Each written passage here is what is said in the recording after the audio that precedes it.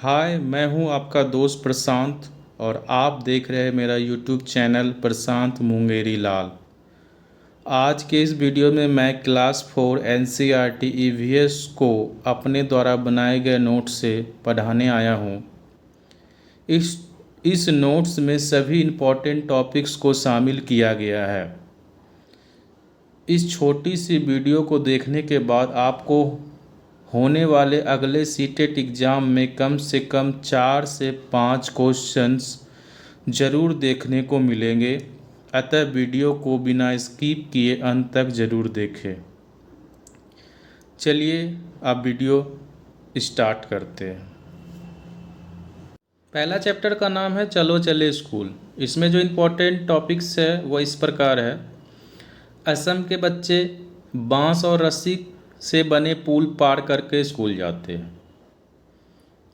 लद्दाख के बच्चे ट्रॉली, जो कि लकड़ी से बना झूला होता है जो पुल्ली के मदद से लोहे के रस्सी पर चलता है, उसके द्वारा स्कूल जाते हैं। केरल के बच्चे बल्लम, जो कि लकड़ी की बनी छोटी नाव होती है, के द्वारा स्कूल जाते हैं। राजस्थान के बच्चे ऊंट गाड़ी से स्कूल जाते हैं। मैदानी इलाके के बच्चे बैलगाड़ी से स्कूल जाते हैं। कुछ बच्चे जुगाड़ गाड़ी से स्कूल जाते हैं, जो आगे से मोटर बाइक की तरह दिखाई देती है और पीछे से लकड़ी के फट्टों से बनी होती है। उत्तराखंड के बच्चे ऊबड़ खाबड़ पथरीले रास्ते से स्कूल जाते हैं।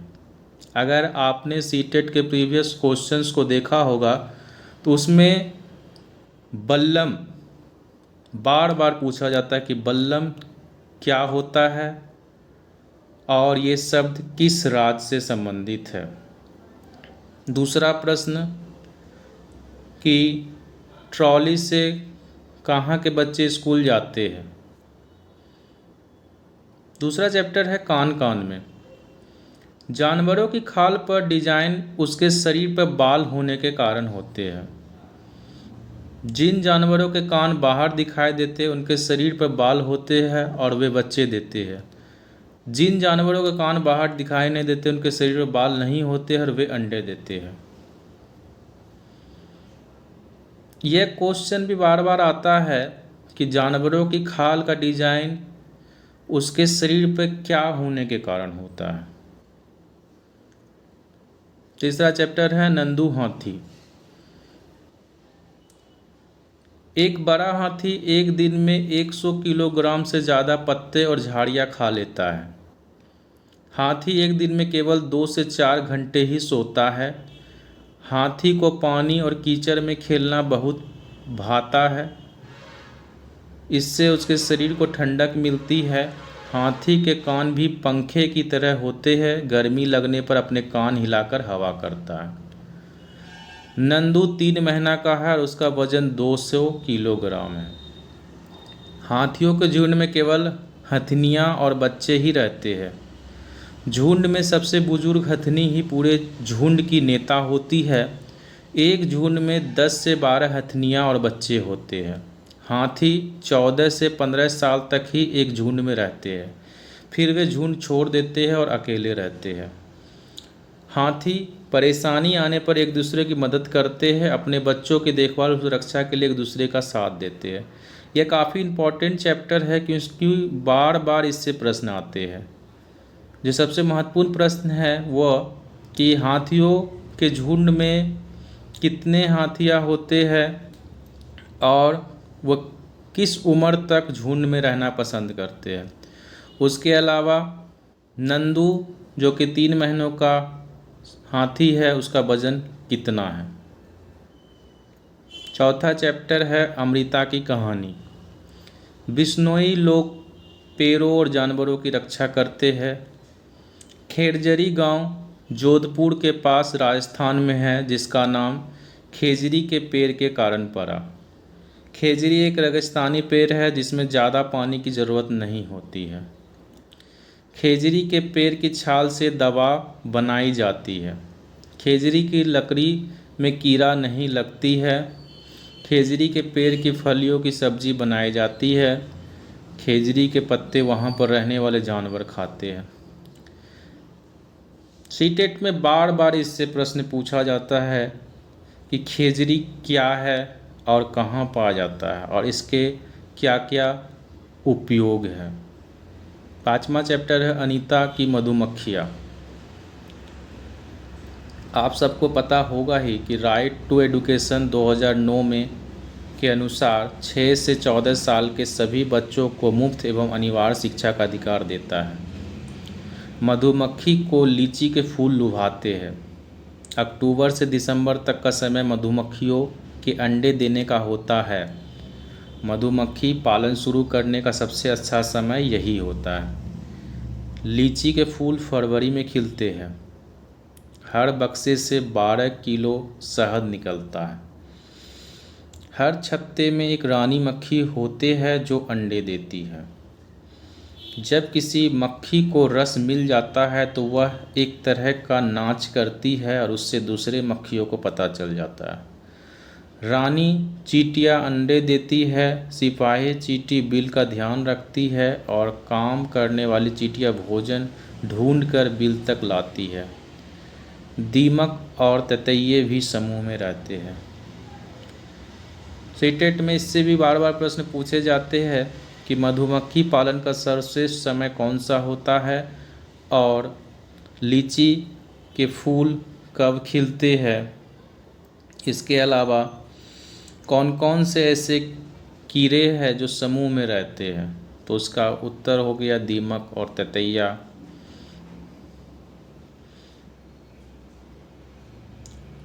ओमना का सफ़र चैप्टर 6। गांधीधाम अहमदाबाद और वरसाल गुजरात में है। कोझिकोड केरल में है। ये भी क्वेश्चन देखने को मिलता है कि कोझिकोड कहाँ में स्थित है।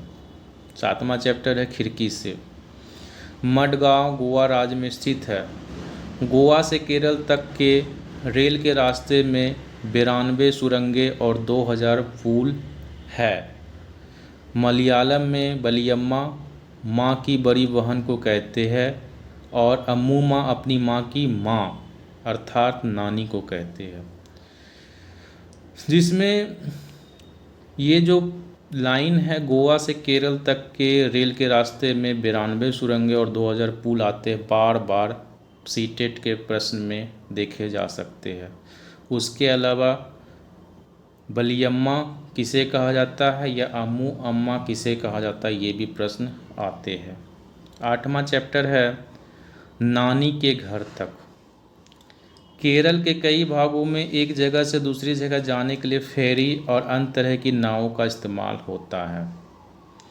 9वां चैप्टर है बदलते परिवार। आंध्र प्रदेश में लोगों का एक विशेष कैंप लगता है। इस कैंप द्वारा कम उम्र की शादीशुदा लड़कियों को फिर से स्कूल भेजने में मदद की जाती है। 10वां चैप्टर है हु तू तू। चेडू गुडू हु तू हा डू डू छू किट किट कबड्डी सभी एक ही खेल के अलग अलग नाम हैं। कर्णम मल्लेश्वरी एक वेट लिफ्टर है। कर्णम मल्लेश्वरी आंध्र प्रदेश की रहने वाली है। उनके पापा पुलिस में हवलदार है। जब वे 12 साल की थी तभी से वजन उठाने का अभ्यास करने लगी थी। अब वो एक बार में 130 केजी तक वजन उठा लेती है। कर्णम ने भारत के बाहर 29 मेडल जीते हैं। उनकी 4 बहनें भी रोज़ वजन उठाने का अभ्यास करती है। ज्वाला, लीला और हीरा 3 बहनें मुंबई में रहती है और तीनों कबड्डी खेलती थी और दूसरे को भी सिखाती थी। इस चैप्टर से भी 2 प्रश्न बार बार आते हैं कि कबड्डी का अन्य कौन कौन सा नाम है और कर्णम मल्लेश्वरी किस खेल से संबंधित है और उनका जन्म कहाँ हुआ था। अगला चैप्टर है फुलवाड़ी। फूलों की घाटी चमोली उत्तराखंड में स्थित है। मधुबनी पेंटिंग मधुबनी जिला बिहार में प्रसिद्ध है। इसमें पीसे हुए चावल के घोल में रंग मिलाकर चित्र बनाए जाते हैं। उत्तर प्रदेश में कंचनार के फूलों की सब्जी बनती है। केरल में केले के फूल की सब्जी बनती है। महाराष्ट्र में सहजन के फूल का पकोड़ा बनता है। उत्तर प्रदेश का कन्नौज जिला इत्र के लिए मशहूर है। अब ये जो चैप्टर है सबसे ज़्यादा इम्पोर्टेंट होगा, क्योंकि इसके सभी लाइन से प्रश्न बार बार आए हैं। पिछले सीटेट में पूछा गया था कि कन्नौज किस लिए प्रसिद्ध है।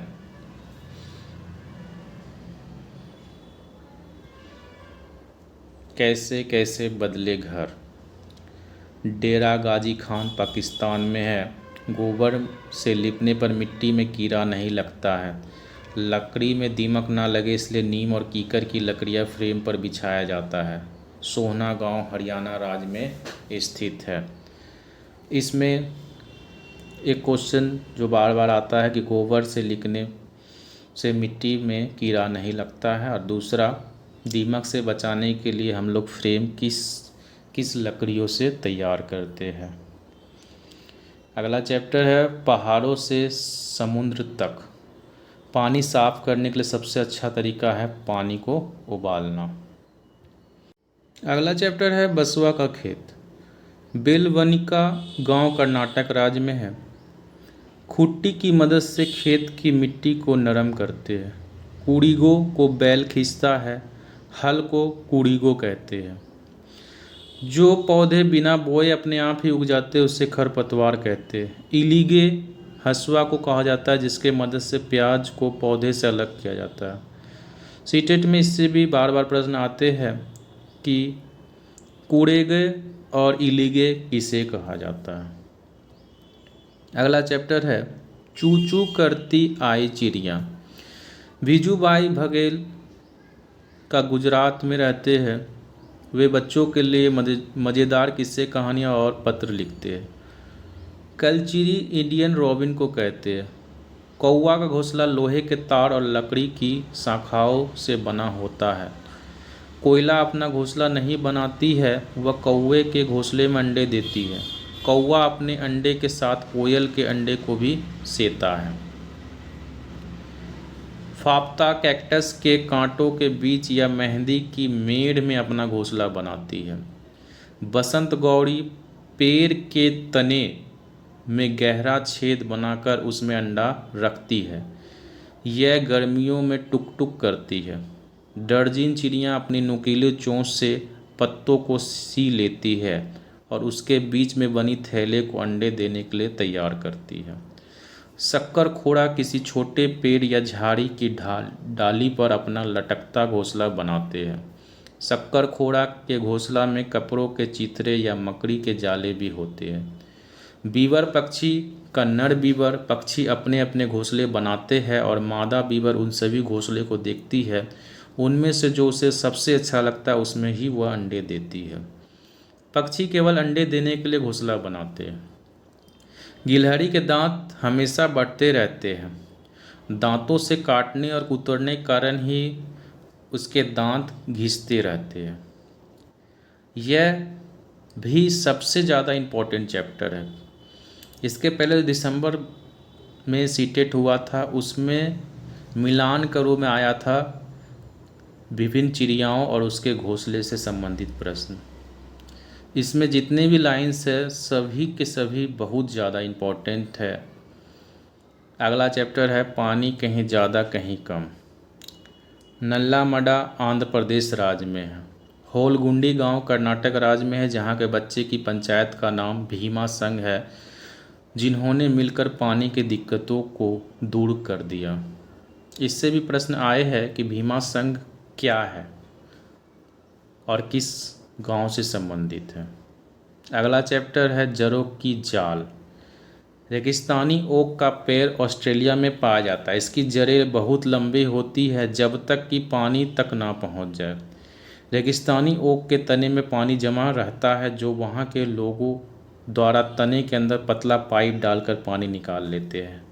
पिछले सीटेट में भी इससे प्रश्न देखने को मिले थे। अगला चैप्टर है मिलकर खाए। बिहू का त्यौहार चावल की नई फसल कटने पर मनाई जाती है। इसमें बांस से भेला घर बनाया जाता है। माघ बिहू 14 और 15 जनवरी असमिया कैलेंडर के 10वें महीने माघ की प्रथमा द्वितीया तिथि को मनाया जाता है। पहले दिन को उड़ूका कहते हैं। इस दिन अस्थायी सेट छप्पर बनाते हैं जिसे भेला घर कहते हैं और सामूहिक भोज का आयोजन होता है। बोड़ा असम में खाए जाने वाले चावलों का एक किस्म है जो पकने के बाद चिपचिपे हो जाते हैं। बच्चों को यह काफ़ी पसंद आता है। चेवा चावल ताओ कढ़ाई को आग पर रखकर इसमें पानी उबालकर और उसमें भीगे हुए चावलों से भरी हुई कढ़ाई रखते हैं, फिर उसे केले के पत्ते से ढक देते हैं। थोड़ी देर में चेवा चावल तैयार हो जाता है। प्रारंभिक शिक्षा कक्षा 1 से 8 के स्कूलों में सभी बच्चे को मिड डे मील दिया जाता है, मतलब कि दोपहर का भोजन। अगले दिन सुबह को मेजी और भेला घर को जला दिया जाता है। इससे भी प्रश्न बहुत बार पूछे गए हैं। अगला चैप्टर है खाना खिलाना। गुरुद्वारे में कड़ाह प्रसाद दिया जाता है। गुरुद्वारे में एक साथ मिलकर पकाने और खाने को लंगर कहते हैं। अगला चैप्टर है पोचमपल्ली। मुक्तापुर गांव पोचमपल्ली कस्बे के पास तेलंगाना राज्य में है, जहां ज़्यादातर परिवार बुनकर है, इसलिए इस बुनाई को पोचमपल्ली नाम से पहचाना जाता है। कुल्लू की शॉल, असम की सिल्क और कश्मीरी कढ़ाई विश्व प्रसिद्ध है। बार बार प्रश्न आते हैं सीटेट में कि पोचमपल्ली कहाँ स्थित है। अगला चैप्टर है दूर देश की बात। मलयालम में चाचा को चिटपन और चाची को कुजम्मा कहते हैं। अबू धाबी के रुपयों को दिरहम कहते हैं। उन पे वहाँ के अरबी भाषा में कुछ लिखा होता है। 25वां चैप्टर है चटपटी पहेलियाँ। केरल में तेजपत्ता, छोटी इलायची, बड़ी इलायची, काली मिर्च आदि मसाले उगाए जाते हैं। गरम मसाला में जीरा, छोटी और बड़ी इलायची, दालचीनी, काली मिर्च, लौंग, तेजपत्ता के पत्ते, सौंठ आदि मिले होते हैं। 26वां चैप्टर है फौजी Waheeda. Lieutenant commander Waheeda prism भारतीय नौसेना में डॉक्टर है। ये पहली महिला जिन्होंने एक पूरी परेड की कमान संभाली। वहीदा थन्ना मंडी गांव जो कि राजौरी जिला जम्मू कश्मीर की रहने वाली है। वहीदा स्कूल के समय कैंपों में पहाड़ों पर चढ़ती थी और गर्ल गाइड भी थी। परेड में पीछे 4 टुकड़ियां चलती है। पूरी परेड में 36 निर्देश होते हैं। 36 बार चिल्लाकर निर्देश देने होते हैं। वहीदा के पापा ने उनका नाम प्रिज्म दिया क्योंकि वे चाहते थे कि जिस प्रकार प्रिज्म 7 रंग दिखाता है ठीक उसी तरह वहीदा अपनी पहचान बनाए। अगला चैप्टर है कोसी सुई कामयाब। स्किट पो पुल लद्दाख में है। लद्दाखी भाषा में माँ को आमाले, पिता को आबाले, मेमेले दादाजी को कहते हैं। इस तरह से सारे चैप्टर समाप्त होते हैं। तो आज के इस वीडियो में आपने EVS क्लास 4 बुक के सभी इम्पोर्टेंट टॉपिक को पढ़ लिया। कल मैंने आपको क्लास 3 EVS पढ़ाया था। अगर आपने वह वीडियो नहीं देखा है तो डिस्क्रिप्शन बॉक्स में मैंने उस वीडियो का लिंक डाल दिया है, आप ज़रूर देख लें। आने वाले वीडियो में मैं आपको क्लास 5 के EVS बुक के सभी इम्पोर्टेंट टॉपिक को पढ़ाऊँगा। वीडियो को लाइक ज़रूर कर दे और अपने सभी दोस्तों को शेयर कर दे। अगर आप चैनल पर नए हैं तो चैनल को सब्सक्राइब करके बेल आइकन दबा दे ताकि हमारे आने वाले नेक्स्ट वीडियो का नोटिफिकेशन आपको मिल सके। वीडियो को अंत तक देखने के लिए आपका बहुत बहुत धन्यवाद।